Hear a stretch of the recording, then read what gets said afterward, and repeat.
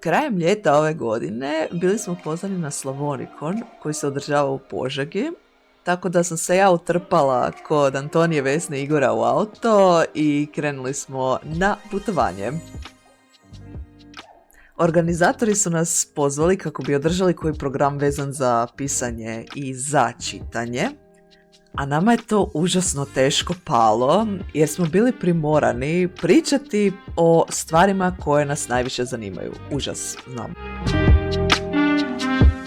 U grad smo stigli nešto ranije i uputili smo se u mjesto održavanja konvencije, što je bila gradska knjižnica Požega. Ljudi moji, kako je to mjesto? Znači, to je čista znanstvena fantastika.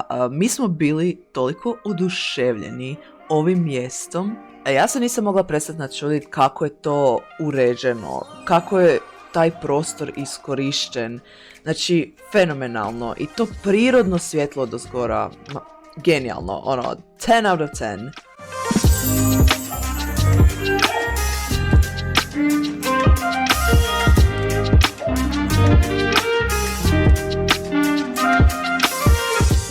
Prvo predavanje bilo je o Frank Frazetti i njegovim dijelima, odnosno ilustracijama. Pa smo tu malo dobili uvid u povijest umjetnosti, što je dovelo do njegovih inspiracija i slično. Ja sam prije predavanja uspjela skoknuti na brzinu do dućana i skoro se otopila na putu do tamo. Ali kava je secured i možemo nastaviti dalje sa danom. Umjetnosti koja je također nazvana umjetnička škola Leonarda da Vincija. Evo, tu vidimo nekoliko njegovih crteža bez boje. Nakon predavanja smo na brzinu skoknuli na kavicu i meni je to bilo genijalno jer inače na konvencijama nikad nemamo vremena za kavu. A onda smo se vratili kako bismo pogledali Igora i Antoniju u njihovom predavanju o gamificiranju čitanja. Kako smo svi bili tako nekako užurbani prošlih mjesec dana i cijelo ljeto, ja nisam zapravo ni znala što me čeka u ovom predavanju i ja sam bila tako oduševljena, onak, yes, Antonija i Igor rade nešto full zanimljivo i nešto što je i interaktivno. Prezentacija je uključivala i nekakva pitanjca pa smo mi mogli uživo odgovarati na pitanja i vidjeti grafove i statistiku kako smo ispunjavali odgovore, što je bilo jako cool. Što piše, dakle, prošle godine da je bilo preko 340 milijuna knjiga zabilježeno.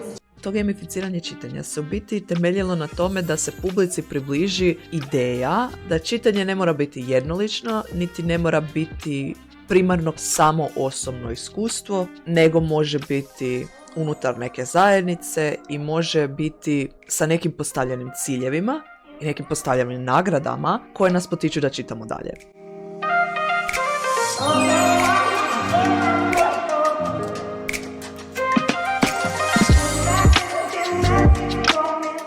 Onda smo trčali na ručak, koji je bio fenomenalan. Onda smo trčali nazad, na radionicu pisanja s koje ja nemam ni jedan klip jer smo Vesna i ja držale program. Kao šećer na kraju konvencije. Pivo. Ovo je ekskluzivno zatvaranje. Ekskluziva, samo Eto, super. Eto, hvala vam što ste došli na ovogodišnji Slavonikon u Požegu, nadam se da ste uživali. U tolikom broju. Veliki zahvala bi uputio Morinu i Kutiji, veliki zahvala bi nije Josip, nego Jakov Šutarić. Skoro. Joj! Nadam se da će vam biti. Gotovi smo, a? Gdje je Vesna? Nema je. Vesna, mahni kameri. I onda idemo natrag u hotel da se smjestimo u sobu. Vesna, ti auto.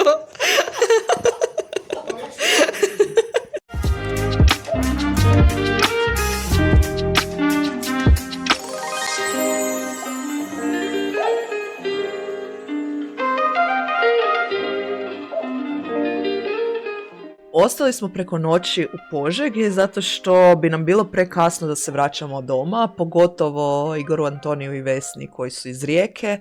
Tako da smo idući dan odlučili malo prošetati, vidjeti Požegu, otići na još koju kavicu jer nismo popili dovoljno kavica. Prošetali smo se starim gradom u Požegi. Rekla bih da je malo zapušteno, ali ima takav potencijal, jako je lijepo i jako je super lokacija u gradu. A onda smo se spustili u sami grad i prošetali centrom, vidjeli malo uličice. Grad je prazan jer smo se mi odlučili prošetati oko 8 ili 9 ujutro u nedjelju, tako da su ljudi ili spavali ili su bili na misi. I mi smo imali cijeli grad za sebe.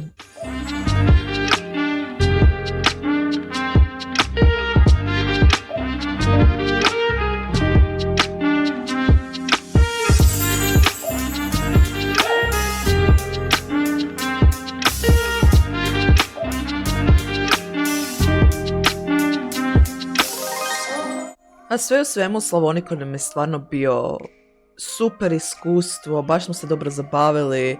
Jedino smo propustili gaming quiz na kraju dana u subotu, ali to je zato što smo došli prekasno i kafić u kojem se održao je bio pun ljudi.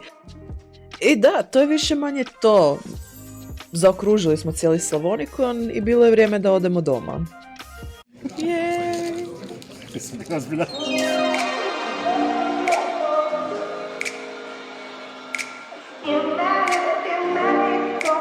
Što kažeš za park? Joj, super.